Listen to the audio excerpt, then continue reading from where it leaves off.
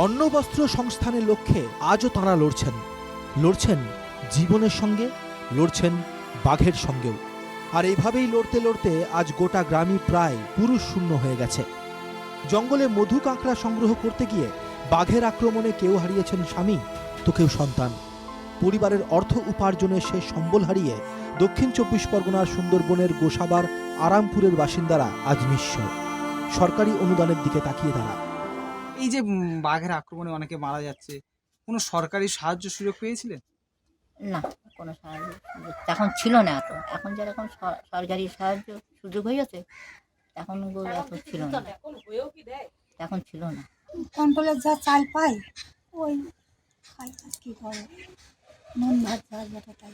ওতে কি সংসার চালানো সম্ভব? তো হয় না বাবা, তো তখন কিচ্ছু দিত না। আপনার পরিবার থেকে কতজন বাঘের শিকার হয়েছে? আমার দুটো ভাই। এই এলাকার প্রায় বেশিরভাগ পুরুষকেই টেনে নিয়ে গেছে বাঘে।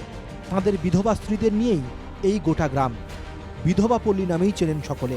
পরিজন হারালেও তাঁদের জঙ্গলই একমাত্র ভরসা, বলছেন এলাকার বাসিন্দারা।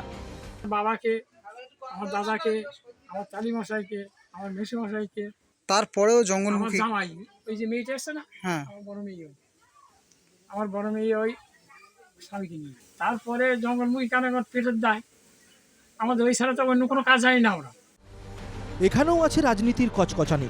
কেউ বলছে এলাকার বাসিন্দারা সরকারি সুবিধা পাচ্ছে, কেউ বলছে বঞ্চিত থেকে যাচ্ছে। আমলে কোনো কাজের সুযোগ সুবিধা ছিল না, তার জন্য জঙ্গলে যেত।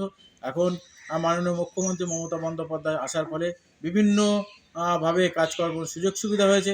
এখন জঙ্গলে কম যাচ্ছে, এখন তারা কিন্তু বাঘের অ্যাক্সিডেন্টও কম হচ্ছে। এখানে কোনো শিল্প না থাকার কারণে খুব মানুষকে আজকে দিনের পর দিন মৃত্যু ভয়কে উপেক্ষা করে আর জলে জঙ্গলের মধ্যে মাছ এবং কাঁকড়া ধরার জন্য যেতে হচ্ছে।